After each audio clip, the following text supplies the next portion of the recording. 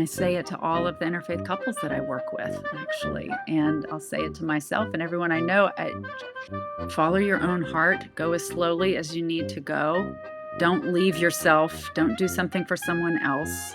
And at every step of the way, be true to where you are, the questions that you have, the feelings that you're having, and trust that it's a journey. It's a spiritual journey, whether you convert or not, however you're navigating an interfaith relationship. It's about trusting where you are and being able to stand where you are. And I'm really happy that I came to stand where I am. Welcome to this episode of Your People Will Be My People, Conversion in a Post-October 7th World. Sponsored by Project Ruth, which founded in 2023, Project Ruth formalizes Orthodox affiliation for Jews of diverse and varied backgrounds, welcoming those seeking Orthodox conversions to find meaningful connection to and understanding of Jewish life and practice. I am Rabbi Adam Mintz, president and founder of Project Ruth. I'm joined as always by Meredith Berkman, community activist and leader within the Jewish community. And today, we welcome Eleanor Harrison Bregman. Every story is unique. Every person who we meet on this podcast is unique. But somehow, Eleanor, this story is really unique. Welcome, Meredith, as always. And Eleanor, why don't you tell us what makes your story and you so amazing and so unique? Okay, well, thank you, first of all, both of y'all, for having me on this podcast. It's really fun, and I'll just try to give you the overall arc, just in a sentence or two. We can start there. Right. Good luck on that one, Eleanor. Yeah, sorry. I know the story. We'll try. I'm going to try. Which is that I grew up in Savannah, Georgia, and in an Episcopal church with devoted Episcopal family, every Sunday church. Found my way to New York City, fell in love with a Jewish man, decided we would raise Jewish kids, got married, went to seminary, Christian seminary at Union Theological, and became a Christian minister. I was a chaplain, worked at a synagogue for a while, and a year and a half ago converted to Judaism. And that is the big arc. The Orthodox Judaism. I would say I had an Orthodox conversion, right? And okay, I would say good. we're non-denominational. I mean, we're a member of an Orthodox synagogue and also a conservative synagogue, and we also are part of a minyan that I would call Renewal. So there you go. I just want to, Adam and I are ringers because we know the story. So just to stop for one moment, you said I fell in love with a Jewish man. He's a wonderful man. I know him as well. Decided to raise Jewish children. And then I went to seminary and became a Christian minister. So just for a moment, could you explain how a Christian minister decided to become a minister, having agreed to have children who were formerly converted in an Orthodox conversion at birth, correct? Right. Yes.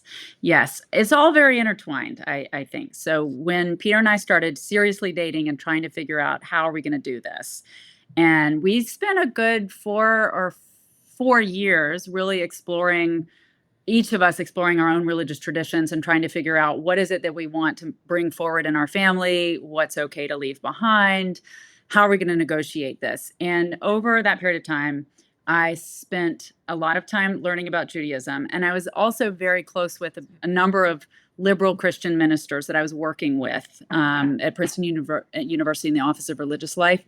And so it was a deeply exploratory time, and I also in that period was coming out of a more conservative Christianity and into a more progressive one that was a little less belief oriented around who Jesus was and more about following Jesus, social justice, practicing. And so during that period of time, I guess I was really wrestling myself with a lot of Christian doctrine and became more and more comfortable in practicing Judaism in a way with Peter. and felt like I know that my kids can get what I need them to get, like the things in Christianity that were important to me, a relationship with God, regular worship services. Like there were things that I was constantly thinking like, are my kids going to get what I need them to get? And how is it for me to practice Judaism? And it was all sort of working for me. And I also at the same time just knew I wasn't Jewish. I just knew I wasn't Jewish. I wasn't there, but I felt like my kids could be Jewish. And I was really interested in early Christian history and how the first century is sort of how the Christian movement came out of a completely Jewish movement and became a wholly not Jewish movement. And I sort of thought if I could understand that, maybe that would give me some clues into my own sense of being a Christian at that point. That's what sent me to seminary. It was a bit of it was an academic. I didn't go to become a minister. I went because I wanted to study this because I thought it was not purely academic, but I thought it would shed some light on my own spiritual journey. And I needed a master's at the time to continue doing what I was doing. And I thought all the other masters were really boring. But when I visited Union Theological Seminary across the street from JTS, I thought, great, I am just dropping myself into the midst of where I can explore Jewish-Christian relations in every way possible. So I don't know if that answers your question, but that's Well, how did your family feel about? I mean, because the kids had Orthodox convert. I remember you shared that story with me with your first one. And how did your family feel about the fact that you had agreed to convert, not just raise your children, but actually formally and halakhically convert your children so that they would be Jewish, but yet you would not be? How did that feel for your parents? Let me just add to that question, Eleanor, before you answer it. Sure. And that is, how did Peter's family deal with the fact that Peter was about to marry and then marry a minister? And how did that play in how all of this evolved? So Peter's family was worried. I mean, they all had slightly differing opinions, but in particular, his mom was very concerned because she's a Holocaust survivor. She was in hiding in France. She felt like her mission was more Jews, and that should come through her children, and that was what she felt God saved her life for. And this was throwing a wrench in the plan. So she was deeply concerned about this, and also always super loving to me. She always made it clear that she loved me and that this was really hard for her. And I really understood why it was hard for her, even though it was also hard for me that it was hard for her. So it was challenging. I will say I was not a minister at the time, and I didn't think I was going to become a minister. I was just enrolling in graduate school. I could have been going for a PhD for all any of us knew at that time. So that was not an issue. It was more that he was marrying somebody that wasn't Jewish. And I think it mattered that I had said committed to converting the children when they were born. Should we be blessed with children? And I think she was also worried. You have no idea. I remember saying, you have no idea when those children come out of you, how you're going to feel. And you might change your mind. And that really concerns me. So it was hard. And Peter really had to do a lot of soul searching for himself about his own relationship with his family, with Judaism, and get very clear for himself on the kind of Jew he wanted to be, how he wanted to pass Judaism on, what from his tradition he wanted to pass on.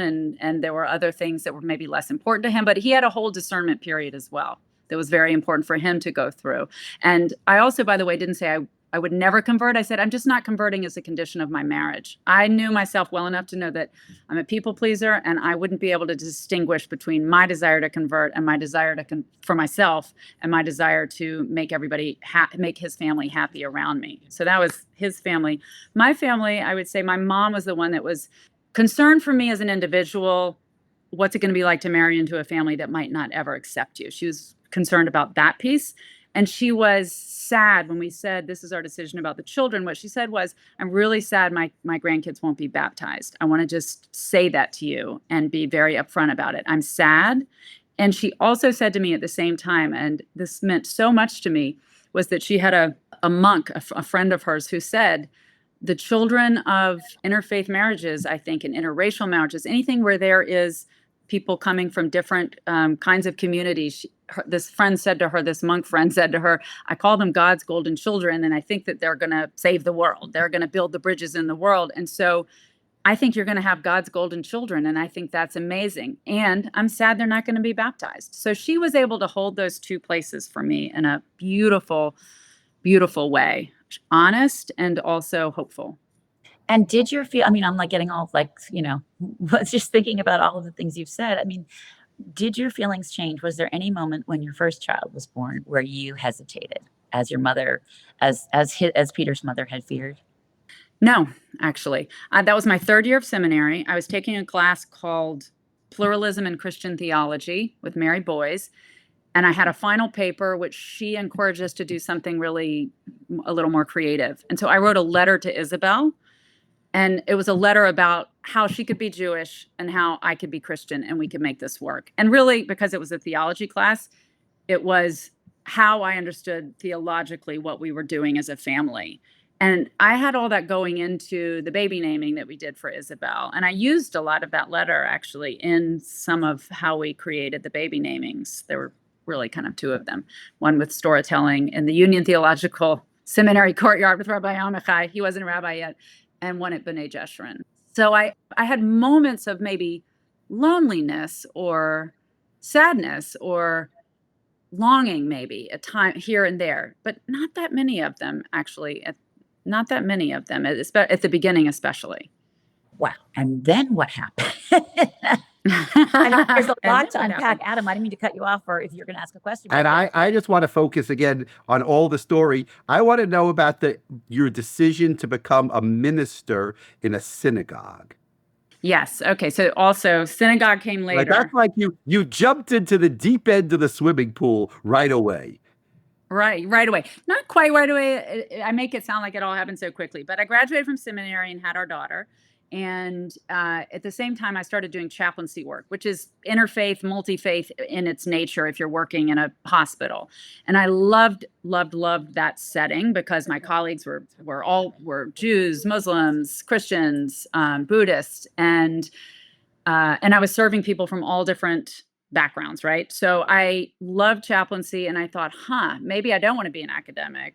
Maybe chaplaincy is something. So we moved down south for a number of reasons, back to Savannah for a few years. And there was a chaplaincy training program at a large social service agency, not a hospital. It was an amazing place to be trained. There was a homeless shelter, a drug rehab center. So I did not have to name who I was or what I was. They allow in some of these clinical pastoral education programs for you to have this unfold. They will take you if you are not yet a minister. They often your denomination or your group will require you to do this before you become a clergy person. So you don't have to have it all worked out. They took me, and it was a great place to explore all of this without being a minister. So I got to try on being a minister basically for a year and a half and then had another baby, Sophia. And then we moved back to New York City. And at that point, so I'm 3 years out of seminary at this point. And at that point, I had heard that there's a minister at a church in Greenwich Village, not an Episcopal church, but one that might be a little easier for me to theologically for me.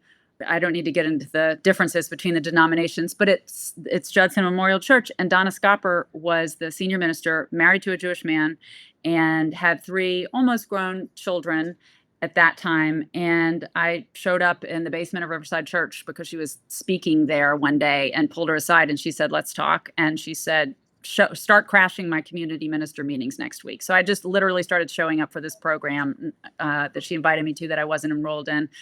And then I joined it the next year. So I worked at Judson. And again, I got to be a minister without officially being a minister. And it was there that I really understood, my ministry could be an interfaith work in some way, shape, or form.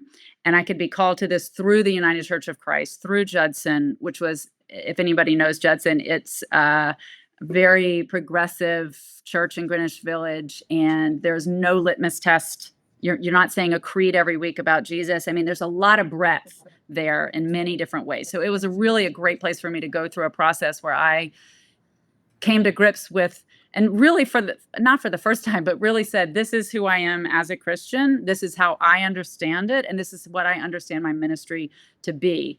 And my first job out of the gate there was at the Jewish Home and Hospital in the Bronx as a chaplain in a facility that had a lot of people who were not Jewish as well. But my colleague, again, rabbis, and I served and worked with Jewish residents as well as Pentecostal, Christian, Catholic, Muslim, I mean, everyone. So from there, I ended up working in a synagogue. So that's a little bit of a longer, and I can speak Okay. more about that, but I'll pause. Well, I have a couple of questions. One is, and I'm embarrassed that I don't know the answer. I've heard of the United Church of Christ. If you could very quickly just sort of explain what you described about Judson being very inclusive and open and progressive, it makes it sound like B'nai Jeshurun of the Christian world. So that's my perspective. But maybe you could just explain what that is or where it falls in the Sure. Christian Weltanschauung. And then the second part of that is, you've spoken a lot before about like where you were theologically, and were you shifting theologically? Where were you theologically? Now you have two children, you're working for this church, then you're working in a Jewish setting. What was happening spiritually, internally? And yet your children, I don't know how old they would have been then, but they were going to Jewish school by then, correct? They were going to Jewish school by then in one way, shape, or form, nursery school. What was your conversation with Peter about them going to Jewish school? Was that uncertain, or that was clear from the beginning?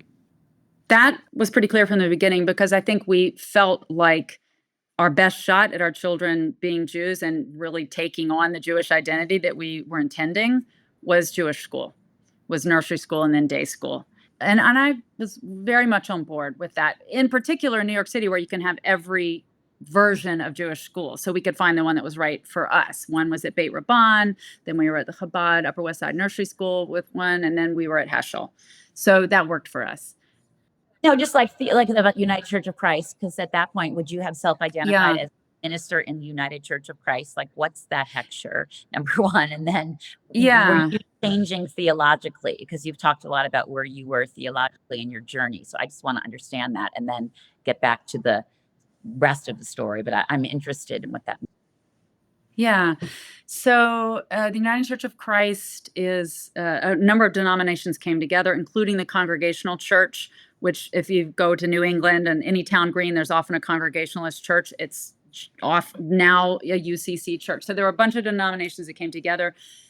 It's maybe the most important thing for me as an Episcopalian, where there's some version of hierarchy, even though it's democratically elected up hierarchy, you're part of a larger body. In the UCC, I'm not going to say this exactly right, but in the UCC, there's a lot of authority in the local church. The local church gets to decide how they want to worship, what they believe, what their polity is going to be like, unlike the Episcopal Church. So if you go to a church in Greenwich Village, it's going to be one flavor. It's going to have a third people that are atheists and a third people that are, it's like the Village Democrats or the Village Voice, and really progressive on the art scene and all that. If you go to one in Savannah, Georgia, it might actually be a historically Black church that was founded right after the Civil War, when Congregationalists were coming down to open up schools. And it might be very progressive socially, but very conservative theologically, let's just say. So every one is going to be different. But since I found the one in Greenwich Village that worked for me, that's what I needed. And the minister, as I said, Donna Scopper, was incredibly supportive in that whole process, along with the other community ministers I was with. So that's the UCC. And what was going on with dropping your children at your child at Chabad when you're a minister? And I know you had a halakhic conversion for your children, but did anybody question you about that?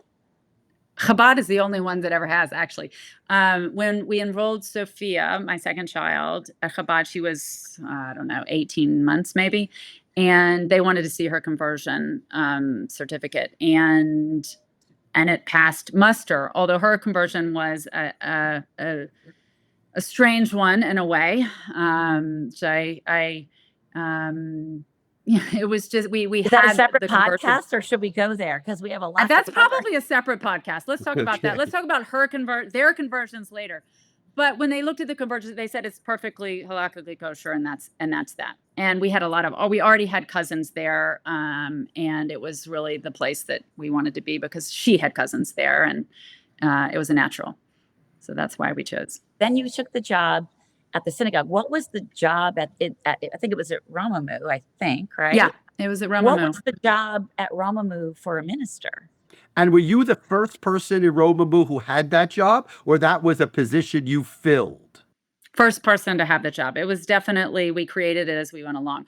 I went to Romamu. I when we arrived back in New York City in 2006, we met somebody actually on vacation. They happened to be our next door neighbor at this Adirondack crazy camp. And where do you? Oh, we're New York City. Oh, what do you? And turns out that person, fast forward many, many years, he's the executive director of Romumu right now. And we just ended up in the middle of the Adirondacks next to him. And he said, if you don't have high holiday tickets yet, you should come to this Yom Kippur retreat at Isabella Friedman. There's this Rabbi David Ingber, and he's creating a community. And I think you might like that him. was the beginning of Romumu? That was around the beginning of Romumu, but the Yom Kippur was that particular retreat was, I think it was a separate thing. He was hired by Isabel Friedman to come and be. And that was the first Yom Kippur that I got Yom Kippur from the inside out. I wasn't just fasting in solidarity with Peter, but I understood something about really what was happening spiritually and what could happen spiritually, physically, emotionally on Yom Kippur. It was deeply moving. Also, I think it might have been the first time I had childcare for my children on Yom Kippur. So there's that. And then when we got back to the city, I just never got around to Romumu. They didn't have a children's program. B'nai Jeshurun had a fabulous one. But one day I decided when my kids were everybody was away for some reason. They were upstate and I had a Friday night. Because I had an ordination meeting actually. And that afternoon I had to stay. So that night, of course, I went to Romumu because I wanted to explore. So I went to Romumu and it knocked my socks off. And I called David Ingber 2 days later and I said, we have to talk. I need to have a conversation because I felt like you were speaking my language, even though this is not my language. So what's happening? So we met, and periodically for maybe 2 or 3 years, we would meet and have coffee every so often. And he would say, I know there's something for you to do at Romumu. I just know there is. Let's keep talking. And then one day there was a very small mini grant from UJA for maybe $5,000 or $10,000 to work with interfaith couples. We secured the grant and came up with the name Strangers No More and for this program. And it was really like a pilot. We really just pulled together all the interfaith couples that we knew and said, what do you need? And they answered, and I created the programming for a year, for 9 months actually. And then we got another grant the next year. And so we did more. And then I think the funding ran out, but he said, you're hired after that. And that's when I became director of multi-faith initiatives at Romumu, where I worked with interfaith couples and families, but I also did pastoral care. So the chaplaincy I was doing for everyone, I was also on the pastoral care team at the synagogue. And we had other multi-faith oriented programs for the whole synagogue as well. So that happened, that evolved as Romumu was evolving. So first of all, let's say it, and that's a remarkable story. That's that's like the 5th podcast we're going to get that position, and that reflected where you were is really a remarkable piece. And I guess what I'm interested in is how did dealing with other interfaith couples impact you and Peter? Like, did you go home to Peter and say, "Hey, I met this couple, and like they're thinking of the same things we're thinking about," or no, our situation is so much different than everybody else's? Also, Eleanor, were the majority of the couples that you dealt with over time in that program, did they have non-Jews who were raising Jewish families like you, or were the majority of them interfaith couples where the children were not converted or identified? Because that's a very completely mixed. Yeah, I'd say across the board. So we had people, we were probably in the minority of, we are raising our kids as, I'm not sure. Actually, I wouldn't want to say, but I do know that we had every version of everything. People who hadn't figured out, people that were deciding they were going to do both traditions in their family, people that had made a clear decision, people who had made a clear decision and then were changing their minds and wanting to do something a little bit differently. Because we called it Strangers No More, and because I wanted to make it so that half the couple could show up, it wasn't couples work necessarily, although separately I would offer an interfaith couples workshop for a 4-week period. But slowly, Strangers No More really came to include anybody who felt estranged as they were approaching Judaism or Romumu. And this was the place that if you didn't grow up with any Jewish background at all, but considered yourself Jewish and you just weren't ready to go to services, it was just too scary. It was just too, you could come to Strangers No More. Or if you were, turns out there were people who were ex-Orthodox who had left an ultra-Orthodox world and community and just left it all behind, and then said, well, maybe I don't want to throw the baby out with the bathwater. And they started approaching again. They would sometimes come through the Strangers No More door before they actually got through the synagogue door. So it became a wider group of people that were there. So I would offer some things for the couples and then some things for sort of the broader multi-faith community, for lack of a better term. And Adam, I know you just asked me something else about. I want to know whether it impacted you and Peter and your family. Yeah. I would almost, I don't know if this is the opposite or not, but I felt like I wanted to create the program that I wish Peter and I had when we were first starting out. Other couples that were wrestling with the same thing. I always made it clear at the start of every session, we are not trying to get you to do anything. This is not about coercing you or even just trying to reel you in to more Jewish practice. This is really a place where you can explore, you can make your own decisions, you will be accepted no matter what. And each of us is making a different decision, so do not judge. I had to make that very clear. There's no judging what other people are doing. This is a place to explore together and to be in community together to explore. And that's really what I wanted for them. And I think I used my own experience as a jumping off place. If I wished that I'd had a session on how to navigate the high holidays and what to do, and I was just super bored at the beginning when I didn't understand what was going on, like maybe I would bring that to a session. So I really used my own experience, and then slowly, there were other people that sort of were on like a board of advisors, and we would talk about our own experience as a group, and then I would incorporate that into the sessions as well.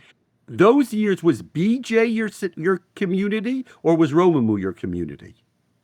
Romamu was became our community. We left B'nai Jeshurun at a point about a year before it was Hurricane Sandy, because Rabbi David and Rabbi Dan came to our house the afternoon of Hurricane Sandy and said, we're not doing anything else today, so why don't we come over and talk? Because the question was bat mitzvah. Isabel was about to become 11 or 12, and we weren't sure whether we wanted to move her over, how she would feel about that. And so we had a discussion, and she had a question about, I remember her most important question was, are they still going to throw candy at me? Yeah. And that is an important question. Don't minimize that question.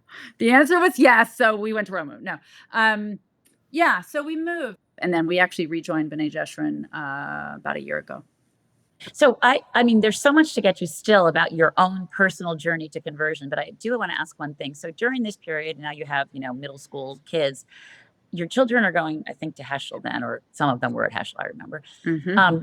So they were Jewish, and you were not, but you were raising, you don't have to be Jewish to raise Jewish children, right? You can be in an interfaith family, but be committed to Jewish children. But when they went to visit your parents and it was Christmas, what happened? Meredith, as always, beat me to it. I was wondering about that.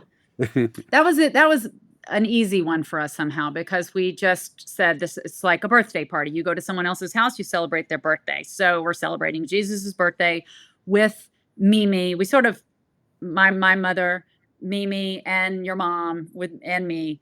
We're going to celebrate it down there, and I didn't worry about the fact that they were opening presents under a Christmas tree, or that anything that we did at Christmas. I didn't worry about it, because their Jewish identity was strong and fine. And it just didn't, and it felt easy to sort of explain. It was much harder, I will say, when my mother died.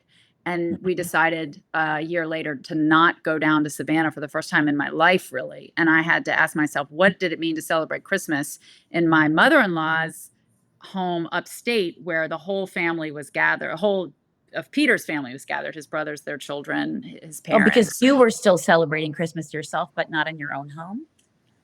Right. And yes, we were always gone for Christmas. We were always down in Savannah, and we never got a Christmas tree. And it wasn't a big deal.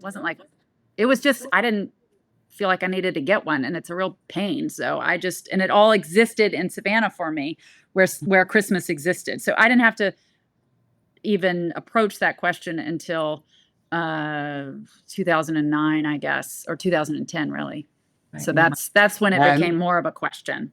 And are we allowed to know the solution? What Yeah, happened? that might be another podcast, but I will say that at a point after my mom had died, first of all, my children brought home on the first night of Hanukkah 2 little Christmas tree branches with a little plastic sign that said Merry Christmas on it. And they said, and they wrote me a note, Isabel wrote the note, happy first night of Hanukkah, Mommy.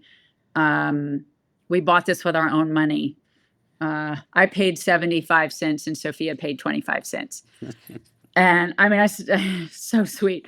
So after that, Isabel said, Mom, we need a Christmas tree. Like, you're not going to be down there with Mimi. You're not going to be in Savannah. I'm like, we're not having a Christmas tree. We're going up to Windham. We're not having a Christmas tree. This went on for like a week or two. And I said, something is happening. This is about the loss of Mimi and we need to address this. And Peter said, well, ask my mom. Maybe she doesn't care. So I called Peter's mother and she was like, I think we had a Christmas tree in Paris, darling, when I was growing up. You know, it didn't have the same valence and symbolism that it has here for many Jews. So she said, it's going to be in your room. I said, yeah. She said, the children know it's yours and not theirs. Yeah. She said, I don't see why not. So then we ended up with like a week long every day on the way to Heschel, Isabel negotiating for a bigger Christmas tree or a stand or whatever. You know, the guy down the street Jewish. promised Like what a Jewish. Oh my gosh. And by the time we got it in the Christmas car, tree. it was, 5 feet tall. I wanted like a little sit on top of the table thing. And there's more to the story, including the rabbi from Chabad needing to give us mezuzahs and stopping us on the street to give us the mezuzahs in the tree. And I'm feeling, oh my God, there's a tree in my car and I'm going to get a ticket from a police officer, or like the rabbi's going to give me a ticket. I just thought it was so funny. That's like a Larry David episode. We can't wait for the movie. It was so crazy. And by the way, we got there, put the tree in the room, and I went up to do Shabbat dinner. It was a Friday afternoon, and I came back down, and they had they had set up the whole tree, and there was all these ornaments that I hadn't bought. And Isabel, had gone to the Nutcracker and asked the woman who took her to the Nutcracker, who was a friend of ours, to buy her ornaments, and written a happy Merry Christmas card in Hebrew that I couldn't even read. I'm like, what's this? It says Merry Christmas. I'm like, who helped you write that? Probably not someone at Heschel. She's like, no, I asked my Hebrew tutor. So it was it's like, oh, that's the meaning of Christmas, this whole sort of beautiful, loving thing. So that was my first. How'd your mother-in-law deal with the whole thing?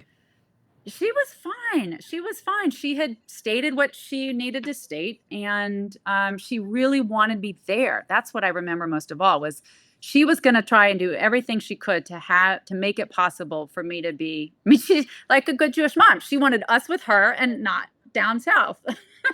So she wanted us, and that was making it possible. But go ahead. Go ahead. No. I was just going to say, the Christmas tree is always, it's like a lightning rod because it has so much symbolic power in Christian and Jewish and the secular world's psyche. So it was also something that we had to work out with our brothers and sisters-in-law. And that was a mistake I made, was not talking to them. I just was thinking about my mother-in-law. But in fact, we needed to have some conversations about this too, because it impacted them and their families. So that was a good learning that first year. Well, so I hate to say let's speed it up time-wise because there's so much to discuss. So I do hope you will return and we can unpack more of this. But I think this is about your decision after all of these years of having a Jewish family, raising these beautiful Jewish children who had the most full Jewish life. And then it's about you and why and when and how you decided to become a Jew. And so I don't want to speed it up, but I want to make sure we get to that and then we can move back to because that's really what this is about. And it's so remarkable. As Adam said, this is like the most unique and moving and inspiring journey. So how did that happen and when and why? And was there one moment or another that led you? And I want to just focus on two things. You mentioned in passing Windham. And I know that Windham played an important role, if you could talk about Windham. And the second is, of course, October 7th and how that played itself out. Sure. I will say, because people will wonder theologically, and I know you asked me that, so I'll say just the briefest thing, if I can, about how I maybe was as a Christian, how I was practicing in a Christian manner, which I used to say I was a questioning Christian and a practicing Jew. That's kind of how it felt since about the time my kids were born. And Christian practices like going to church and communion were really important to me. And I always really struggled with the belief-oriented nature of most of Christianity, belief in Jesus as fully human and fully divine. And I'd found this church where that just wasn't as important. So over time, as just Jewish practice and family life deepened and deepened and deepened, the ways in which I connected to God or the divine or the holy or however you want to were more Jewish than Christian. So that sort of slowly happened. So it wasn't like, oh, I don't believe in that anymore. I believe in this. It really wasn't that. I mean, my Christianity was a very heart-centered, and I always loved devotional practices from a lot of traditions. Rabbi David used to say polyamorous for God. So that's just who I was as a Christian already from the get-go. So COVID, we were in Windham, and a couple things happened. One is I left my position at Romamu. So for the first time in many, many years, I was not in a public-facing job as the official non-Jew, as a Christian clergy person in the room. That gave a little spaciousness, I think, to my exploration that I didn't even realize at the time.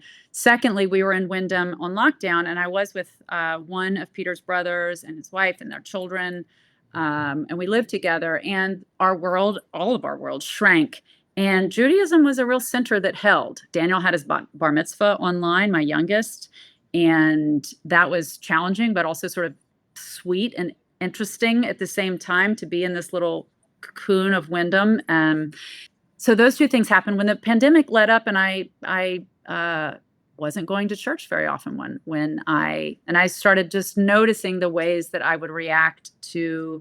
I would be walking down the street and a nigun would come to my mind, not a hymn, or I wasn't going to church that often. I was just sort of, what is going on here? And I was noticing things for about a year, I'd say 22, 23, 22, the spring of 23. I had a very powerful experience at the JCC at the Shavuot tikkun involving collage and artwork, and my mother-in-law and a connection to her. So there's something was happening there where I was really thinking, wow, am I moving towards becoming Jewish? I was very quietly asking this. I didn't want anybody to know. Peter, I started to talk to my husband a little bit about it, but nobody else. I did not want anybody's hopes that might want me to convert to have their hopes up. But I really started thinking seriously that this might be the way to go. And then we get to October 6th, and I was in Boston for a parkour jam. It's an activity my son does. And that Friday night, we were invited by our friends Mark and Jill Baker to come to their house for Shabbat dinner. So we go over, and Mark and Jill are longtime Windham friends, actually. And Peter grew up with Jill in Windham skiing, and Mark and Jill and I have had long conversations about everything. Every year we get together and we have long conversations. How are you each doing? What are you struggling with? What's going on in your spiritual life? And as a rabbi and as a Christian minister, we share being clergy. So I pulled Mark aside at the end of the night and I said, Mark, I need to talk to you because you're one of the few people I think that know the full scope of my journey, also are not, you're not going to need me to do something. You really will help me figure this out and discern. But all of the practices seem like they're in place for him. I've been living Jewishly for so long now, but am I ever going to feel part of the people? I'm just sort of the uber wasp here in a way from Savannah, Georgia, and this Christian clergy member, this identity that I've worn for so long. How am I ever going to feel Jewish, like part of the Jewish people? It feels to me like no matter how Jewishly I practice, I have to feel that in order to convert. And he said to me in perfect Mark Baker fashion, he said, I think you need a Quaker clearness committee. And I was like, I don't even know exactly what that is, but I'm glad you do. And I probably do. And he said, let's talk later this week. I said, great. Thank you very much. That was 11 o'clock at night in Boston on October 6th. And we all know what happened the next day. And it took a day for me to know that I was Jewish from the inside out. And that is in part because my reaction to what happened was like every other Jew that I knew. across practice, across, Orthodox, ultra-Orthodox, Reform, like unaffiliated, no matter your politics about anything, including Israel. I mean, it was just like, it was the same. And to a person, not like anyone else that wasn't Jewish. So we had some friends that, it just didn't even register, but we had friends that were right there. How are you doing? Are you okay? It didn't land with them the same way that it landed with me. And then on October 14th, our minyan Shoresh was meeting, and Shir Mirafite was running a service and said, "Is there anything left to be said?" at the end of the service. And I wanted to get up because I'd spoken with an Israeli friend the day before, and we had discussed this, and this friend had said, you need to say this at whatever congregation you're in. And I thought, okay, I'm going to try and say something on this side of the aisle. Let me say to you that I'm with you, Jewish people, or something. Wasn't saying that, but it felt like that. And I choked on my words. I could not get them out. I really couldn't get them out. Like, I'm already standing over here. I'm so clearly standing over here.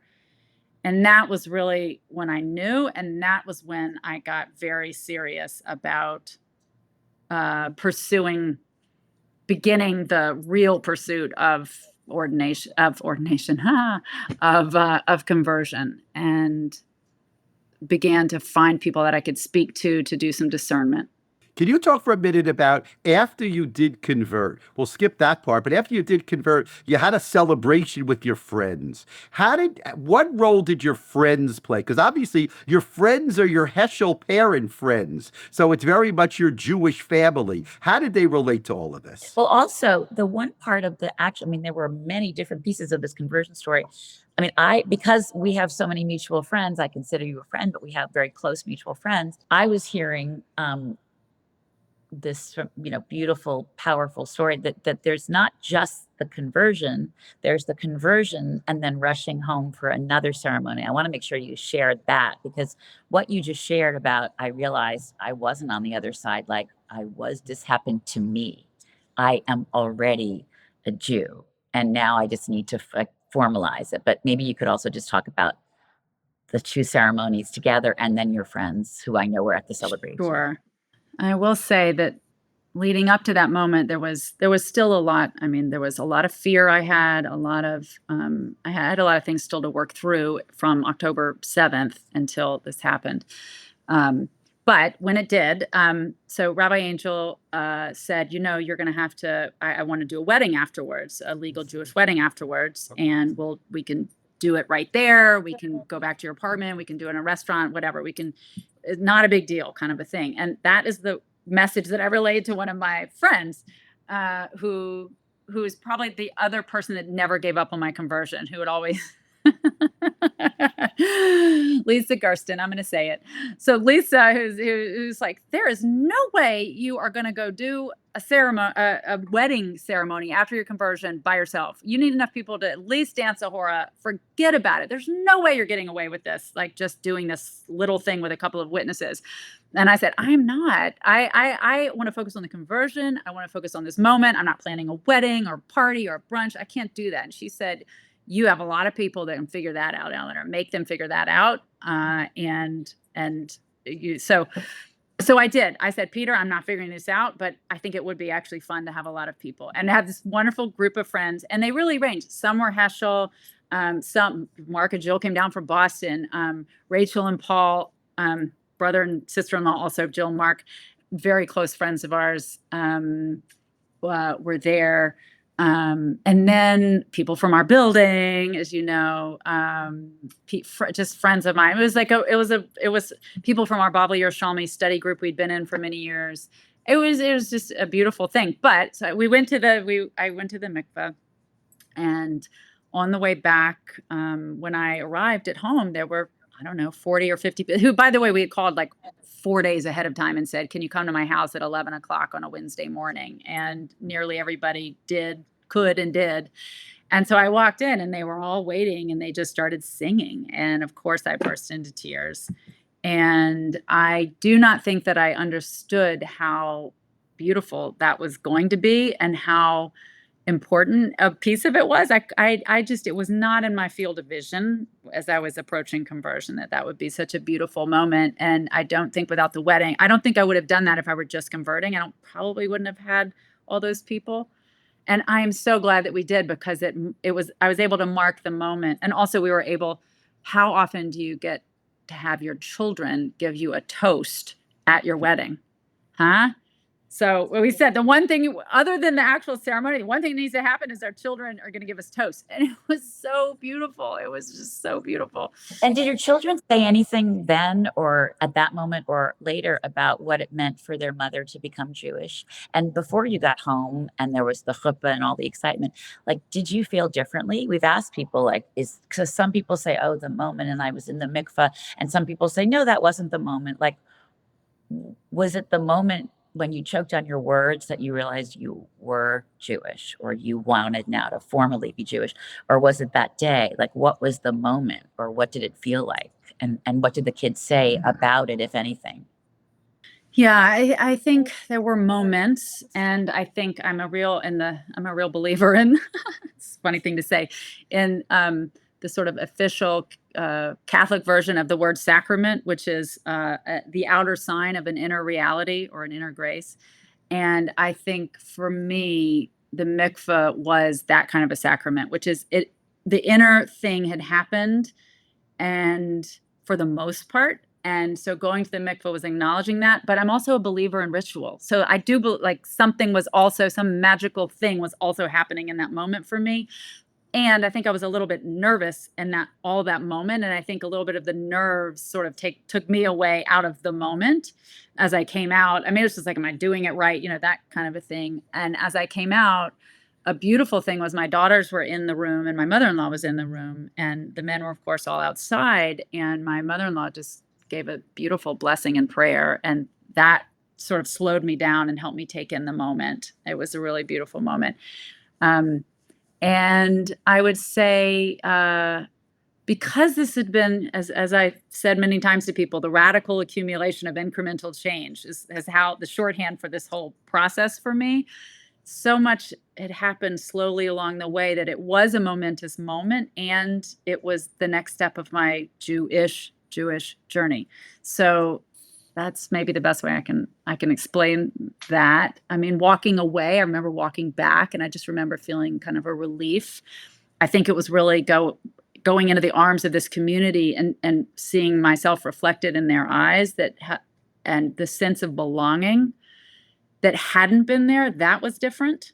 There was something there that was very powerful, was just sort of like falling through the doorway into the arms of these beloveds and feeling, oh gosh, I really am one of them. And I say that knowing that every single one of them had accepted me as I was before, including Lisa.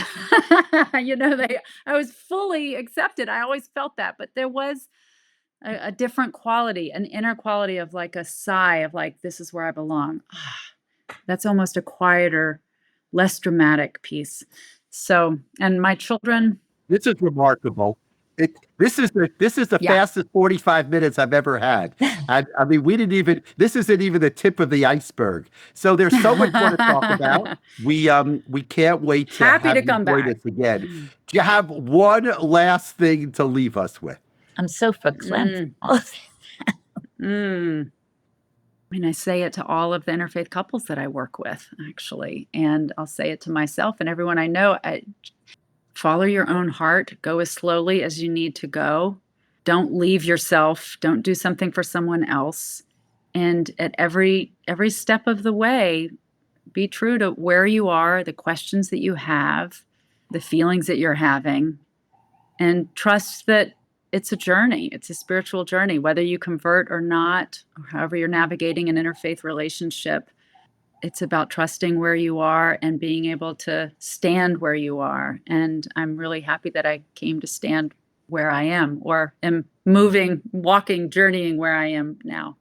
Wow. I just want to end by saying that last week, Meredith's father-in-law, Morton Mintz, no relation, but a good last name, who was a very proud and important Jew in Washington, D.C., and with the Washington Post, passed away at 103 years old. Thank you. And, Oh, when we listen to you, Eleanor, and we listen to you and the story of you and Peter and your children, we know that, the work of people like Mort Mintz and 103 years, that it passes on to next generations. And we know that the Jewish community, the Upper West Side Jewish community, the Jewish community writ large, and the whole world is richer and stronger, and that we can continue that generation from generation to generation, and please God for many generations. Thank you, Eleanor. This has been amazing. Meredith, we should celebrate happy occasions together for a long, long time.